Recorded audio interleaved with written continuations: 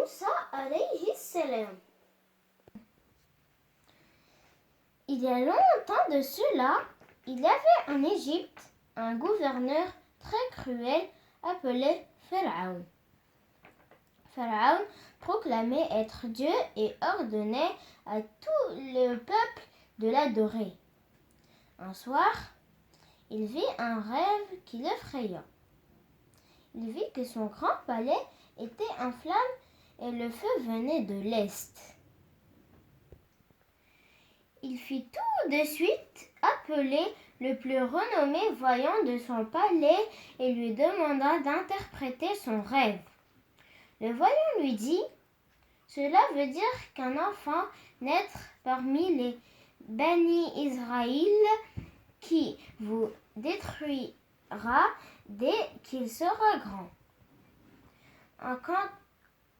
En entendant ceci, Pharaon donna immédiatement l'ordre de tuer tous les nouveau-nés du peuple des Bani Israël. La mère du prophète Moussa, qui était à ce moment-là sur le point de donner naissance au prophète Moussa, fut très effrayée.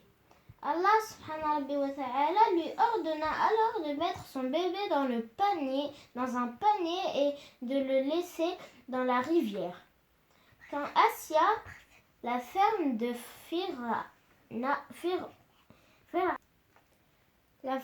Pharaon, vit le bébé avec le panier, elle décide de garder. De ce fait, Allah subhanahu wa ta'ala sauva prophète Moussa alayhi salam. Moussa fut élevé comme un prince dans le palais de Pharaon. Un jour, quand il passait dans la rue, il vit un Égyptien maltraiter un esclave. Ceci l'énerva tellement qu'il frappa l'Égyptien si fort qu'il mourut sur le coup. Moussa commença à s'inquiéter, car il réalisa que dès que Pharaon apprendra cela, il le punira. Alors, il décide de quitter l'Égypte. Après avoir passé plusieurs jours dans le désert, il arriva près d'un puits où il trouva des gens qui abreuvaient leurs troupeaux. Il y avait aussi 2 jeunes filles qui attendaient. S'approcha d'elles et leur demanda s'ils pouvaient les aider. Elles dirent qu'elles attendaient que les bergers finissent pour qu'elles puissent prendre de l'eau. Moussa prit leur seau et le remplit d'eau. Quand elles rentrèrent et racontent à leur père ce qui était arrivé, il appela Moussa et le remercia. Puis il lui donna la main d'une de ses filles en mariage. Moussa accepta et se maria donc avec la fille du prophète Souleib alayhi salam. Après quelques années, Moussa quitta Madian avec sa famille. À mi-chemin, ils passèrent la nuit à la montagne. Quand Moussa alla chercher du bois, il vit de loin un buisson en feu. Quand il s'en approcha, il vit que le buisson ne brûlait pas. Pourtant, il y avait du feu autour.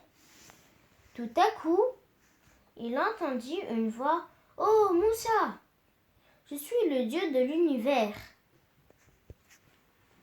Allah subhanahu wa ta'ala ordonna à Moussa d'enlever ses sandales. Puis Allah subhanahu wa ta'ala demande au prophète Moussa alayhi salam d'aller en Égypte pour guider Pharaon sur le droit chemin. L'un des miracles était de transformer son bâton en serpent. Prophète Moussa alayhi salam alla en Égypte accompagné de son frère Haroun. Malgré les miracles du prophète Moussa, Pharaon refuse d'accepter la vérité. Il était très têtu et dit c'était de la pure magie. Il fit appeler tous les grands magiciens de la terre et leur demanda de faire ce que Moussa venait de leur montrer. Mais leur magie n'avait rien de pareil au miracle divin. Les faux serpents qui sortirent leurs bâtons furent tout de suite dévorés par le vrai serpent qui sortit du bâton du prophète Moussa alayhi salam.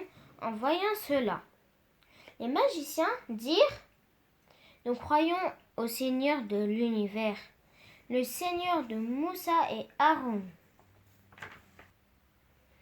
Pharaon fut très furieux quand il entendit cela et courut punir Moussa alayhi salam et les Bani Israël. Mais Allah subhanahu wa ta'ala ordonna à Moussa alayhi salam d'emmener le peuple hors de l'Égypte. Quand ils arrivent devant la mer, elle se divisa en deux par miracle pour permettre au prophète Moussa et à ses compagnons de traverser. Mais quand Pharaon et ses troupes les suivirent, ils furent noyés. Ainsi, Allah subhanahu wa ta'ala sauva les Bani Israël de Pharaon. Fin de l'histoire.